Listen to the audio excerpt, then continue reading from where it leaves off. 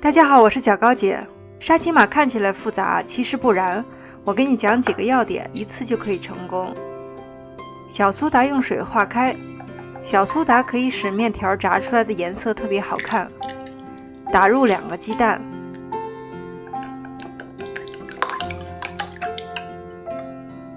倒入面粉中，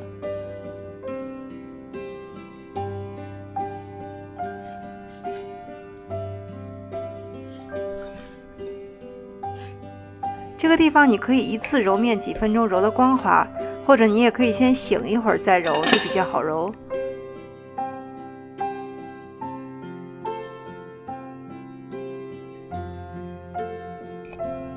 揉到完全光滑之后，再次醒面1个小时。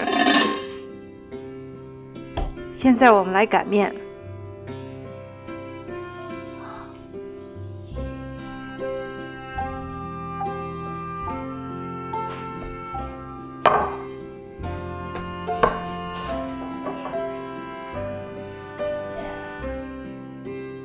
用鸡蛋和的面撒上玉米淀粉，擀面的时候呢，这个手感是极其光滑的。不需要擀得特别薄，跟平时擀面条差不多的薄厚就可以了。切之前呢，别忘了撒一层淀粉，等一会儿就不会粘在一起了。你也可以把这个面片卷在擀面杖上，上面划一刀。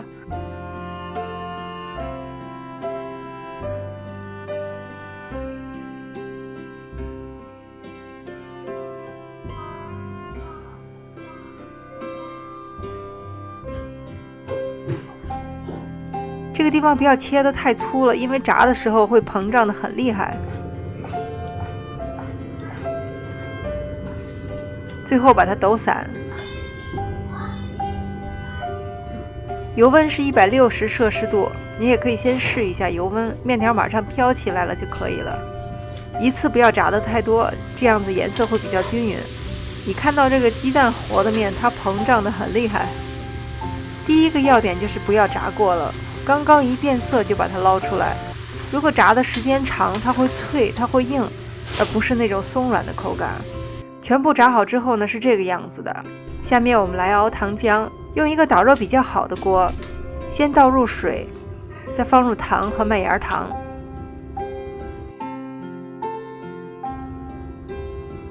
我一般是不搅拌的，烧开之后火调小，大概几分钟之后呢，是这个样子。把手在冰水里泡一下，然后试糖浆的温度，再看一遍。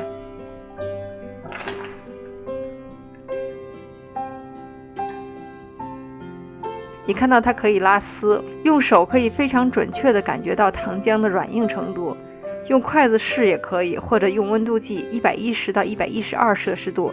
尽量用温度计吧，因为这个糖浆温度升高的非常快。分3次倒入，然后搅拌。你有没有注意到这个温度和转化糖浆的温度非常相似？所以没有麦芽糖的话，你也可以用转化糖浆来做。第二个要点就是熬糖浆的时候呢，不需要搅拌，防止它再次结晶，而且一定不要把糖浆的温度烧过了。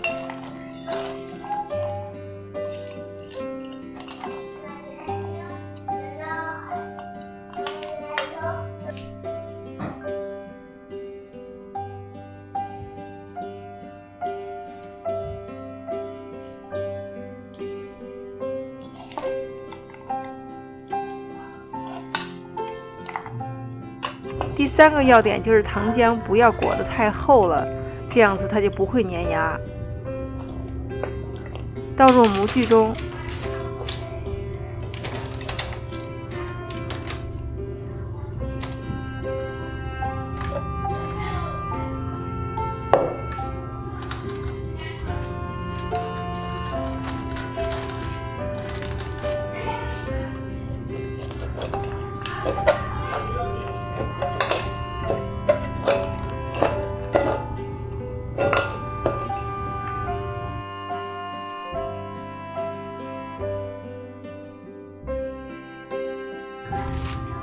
用手把它压实。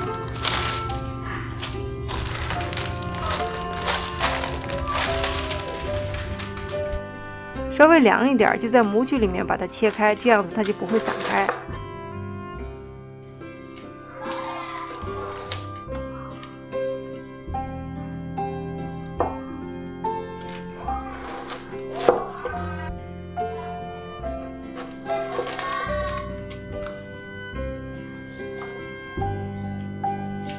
完全放凉之后呢，第二天再来吃。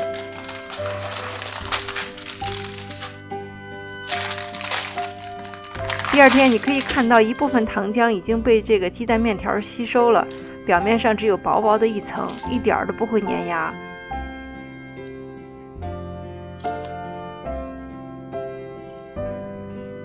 咬开一口呢，你也可以看到面条内部的结构是非常酥、非常柔软的。我是小高姐，谢谢大家收看，我们下次再见。